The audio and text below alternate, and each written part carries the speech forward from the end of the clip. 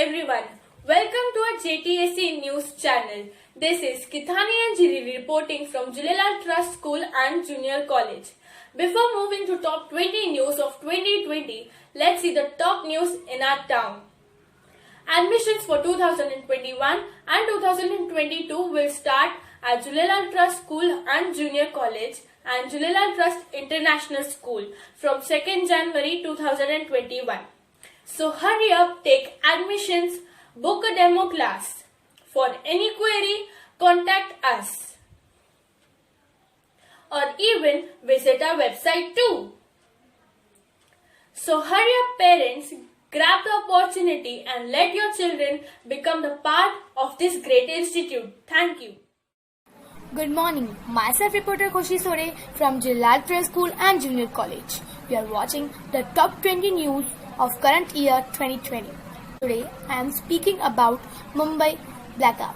A grid failure on October 12 had resulted in massive power outage in Mumbai and neighboring areas, bringing the cities, including its local trains, to a halt. It had taken 2 hours for the power supply to resume for essential services, following which other pockets started getting power in a phased manner. A source who is privy to the probe said hackers have been trying to target the country's power utilities since February.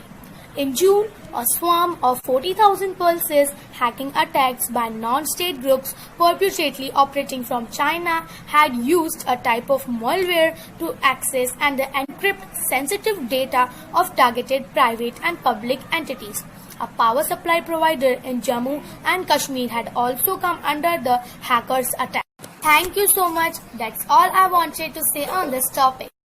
Good morning.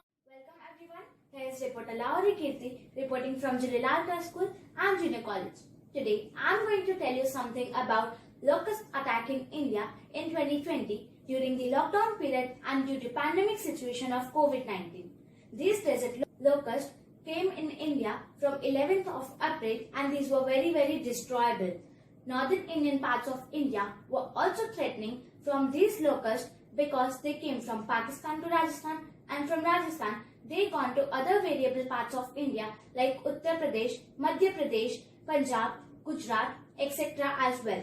They destroyed 1,04,000 crops, vegetables, etc. in 6 days. The people were also threatening from these locusts because they were flying throughout the sky and the people even could not come onto their rooftops.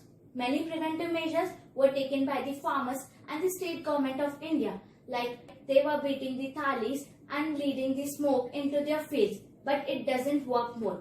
Then the state government of India ordered 60 insecticide sprayers from UK and spread it into their fields with the help of drone and helicopters. It was the best preventive measures done by the government and they were successful in this. But I feel very bad for our farmers who got a great loss in this year. Thank you so much. That's all I wanted to say on this topic. Hello everyone. Myself reporter Harshadhir reporting from Julelal Trust School and Junior College. You are watching the top 20 news of the current year 2020 and I am reporting about the Great Conjunction. The Great Conjunction of Saturn and Jupiter in Aquarium is an extremely rich time. This shift is new perspective our world needs to be able to regain faith in our collective growth. Ideas that save and heal our planet now have the structure to flourish into their full potential. The moon thought for the first time in 800 years, the planet Jupiter and Saturn, they will be closest they have been to each other. This event is called the Great Conjunction. A conjunction is when 2 planets fall in the same degree, approximately 0 to 10 degree, and in the same sign. It's the strongest aspect 2 planets can fall in. Jupiter and Saturn are only a tenth of a degree apart from each other in the sign of Aquarius, making this conjunction the closest it's been and will be for a very long time. The special marking on an astrological wheel represents a shift that will impact the next 20 years. Okay, thank you so much. That's all I wanted to say on this. Good morning everyone. Myself reporter Gurbani Devej reporting from Julelal Trust School and Junior College. You are watching the top 20 news of the current year 2020. Australia fires a visual guide to bushfire crisis. Record-breaking temperature and months of severe drought have fueled a series of massive bushfires across Australia. Although recent cooler conditions have brought some respite, but 50 fires were still burning in the states of New South Wales and Victoria. Hot and windy conditions are forecast to return to many parts of New South Wales that weekend, and authorities of Australian Capital Territory (ACT) had declared a state emergency as massive bushfire raged South Canberra. Almost 30 people were killed, including 4 firefighters, and more than 11 million hectares of bush, forest and parks had burned. Every wildfire in New South Wales, Australia is now under control. The fires that burned for months over much of eastern Australia were finally brought under control, helped by days of intense rain, but recovery remains still long-term efforts. Thank you so much. That's all I wanted to say on this topic.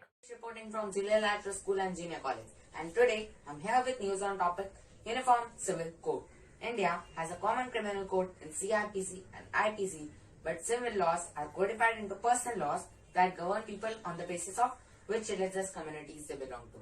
And now, a petition has come before Supreme Court seeking direction for a uniform divorce and alimony law for everyone. Uniform Civil Code means a set of laws that is gender and religious neutral. Unfortunately, even after 70 years of implementing our constitution, we don't have gender or religious neutral laws. Uniform Civil Code has 5 parts in it: uniform age of marriage, uniform grounds of divorce, uniform guardianship and adoption, uniform maintenance and alimony, and the last, uniform succession and inheritance. These are not the matters of personal laws, but the matters of human rights and civil rights, and that can't be discriminated on the basis of religion or gender. Currently, there are several laws that govern people on the basis of which religious communities they belong to. The Hindu Marriage Act of 1955 and the Hindu Adoption and Maintenance Act of 1956 deals with marriage, adoption and divorce of Hindus, Buddhists, Sikhs and Jains. Similar matters relating to Muslims are dealt with Women Muslim Act 1986. The personal law of Christian individuals is codified into Indian Divorce Act 1869.